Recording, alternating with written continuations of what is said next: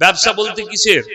আমাদের দেশের লোকরা এত ভালো, মুসলমানরা অনেকজন লটারি বিক্রি করছে, আবার তার টেবিলের সামনে আজমিরের আর পাথর চাবড়ির ছবি লাগিয়ে রেখে দিয়েছে, বরকত দিবে।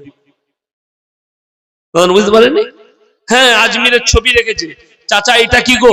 বলে তুমি বুঝবে না, আজমিরের খাজা বাবা বরকত দিবে। খাজা বাবা লটারিতে বরকত দেয়?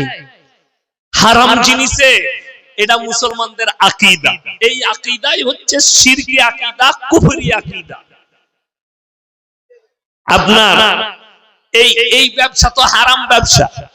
এই আমাদের দেশের লোক হারাম ব্যবসার দোয়া করে, এসে আমাদেরকে বলে হুজুর দোয়া করবেন তো আমার ব্যবসায় যেন বরকত দেয়। অথচ তার ব্যবসা কিসের? গাঁজা বিক্রি করে, গাঁজা। আপনি মুর্শিদাবাদ, নদিয়া, মালদার যতগুলো জেল আছে খুঁজলেন, মুসলিমদের ছেলেরা গাঁজা পাচারে ধরা পড়েছে, ঢুকে আছে। আফিম, হিরোইন সব এই মুর্শিদাবাদ, নদিয়ার, মালদার ছেলে জেলের কুঠরিতে ভরা আছে। কেন? এদের কাছে তো দ্বীনি কালচার নেই, ইসলামিক কালচার নেই, যার কারণে আপনাকে সহজে লোকে টুপি পড়াচ্ছে আর পড়াতেও পাচ্ছে। তা না হলে মুসলমান ভয় খায়। সকলে বলুন, ভয় কাকে খাবেন? মাংস ভাত খাও না।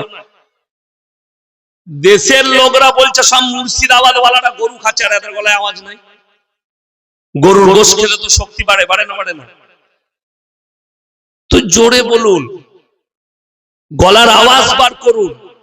আমার বন্ধুগণ, আমার ভাই, খুব দুঃখের সঙ্গে বলছি যে আজ আপনি ভয় খাচ্ছেন কোন শক্তিকে, যে শক্তি আমার আল্লাহ মিটিয়ে দিতে পারেন, সেই শক্তিকে ভয় খাচ্ছেন। সেই রাজাকে ভয় খাচ্ছেন, যে রাজার কাছে আমার আল্লাহ মালাকুল মউত পাঠালে সে আর বাঁচার রাস্তা পাবে না, তাকে ভয় খাচ্ছে। সেই নেতাকে ভয় খাচ্ছেন, আমার আল্লাহ তার রূহ কবজ করলে তার বডিগার্ড আর কাজ করবে না। আপনি সেই মানুষটাকে ভয় খাচ্ছেন, আমার আল্লাহ এদের থেকেও তাবর তাবর মরদদের নিচুড়ে রস বার করে দিয়েছে। কোরআনের ইতিহাস খুলে দেখলে এখন বেলডাঙ্গায় কি মরদ আছে, মুর্শিদাবাদে কি মরদ আছে। একবার গিয়ে হাজারদুয়ারিতে দেখো, নবাব সিরাজউদ্দৌলা যে তলোয়ারটা ব্যবহার করতো, আপনার আমার মতো 4টা মরদ লাগবে তুলতে, 50 কেজির উপরে বেশি ভারী। সেই তলোয়ার নিয়ে যুদ্ধ করতো নবাব সিরাজউদ্দৌলা। তাহলে কত শক্তি ছিল? টিপু সুলতান যে তলোয়ার ইউজ করেছে, সেই তলোয়ারের ওয়েট কুইন্টলের কাছাকাছি, কুইন্টলের আপে হতে পারে, তার নিচে নয়। সেই তলোয়ার নিয়ে তাহলে কত শক্তি ছিল। সবাই নিয়ত করুন, আমরা আল্লাহকে ছাড়া কাউকে ভয় খাবো না। জোরে বলুন ইনশাআল্লাহ। এইটাই হচ্ছে মুমিনদের আকীদা আর মুমিনদের মেন বিশ্বাস। রেসপেক্ট আপনি করুন। একজন থানার আইসি, তাকে রেসপেক্ট করতে হবে, সম্মান। বাপকে সম্মান করুন, বড়কে সম্মান, ছোটকে স্নেহ করুন। এটা শরীয়ত, নবীজির আদর্শ। কিন্তু ভয় একমাত্র আল্লাহকে খেতে হবে। আল্লাহ ছাড়া ভয়ের পাত্র পৃথিবীতে কেউ নেই। আল্লাহর কসম, এই রূহ কার কবজায়? আল্লাহর কবজায় আছে রূহটা। আপনি সব সময় আমার এই কথাটা মাথায় গেঁথেলেন যে আপনার রূহ আল্লাহর কবজায়, শরীরটা পোকামাকড়ের। আপনার যেটা নিজস্ব জিনিস আছে সেটা মাত্র একমাত্র আমল। আর সেই আমল যদি বদ আমল হয়, আপনার কবর কঠিন হলো, কিয়ামতের ময়দান কঠিন হয়ে গেল। মাইকটা ডিস্টার্ব করলো কে?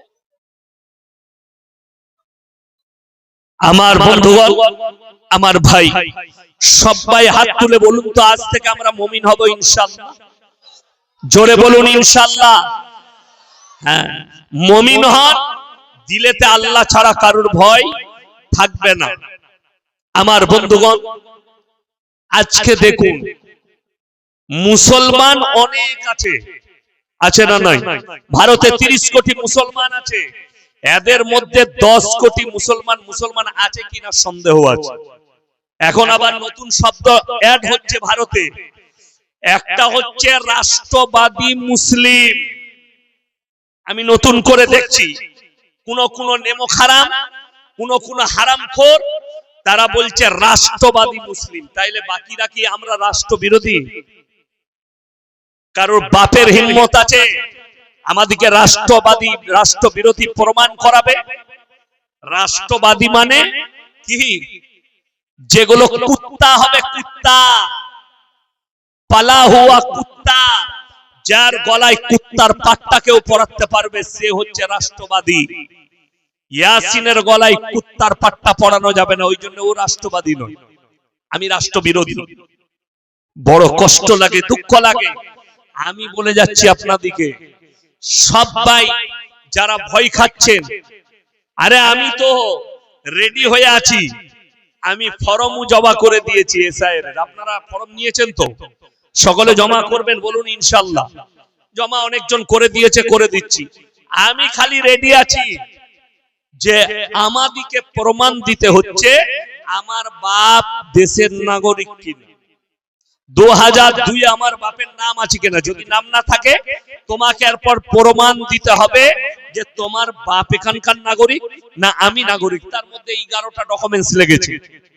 আমি দেখতে চাই গোটা ভারতের এসআইআর হোক, যারা অনুপ্রবেশকারী লাথি মেরে তাদেরকে গঙ্গা পার করাও, লাথি মেরে তাদেরকে পদ্মা পার করাও। আমি দেখতে চাই দুটো মারাত্মক বেঈমান অনুপ্রবেশকারী দেশে ঢুকে আছে।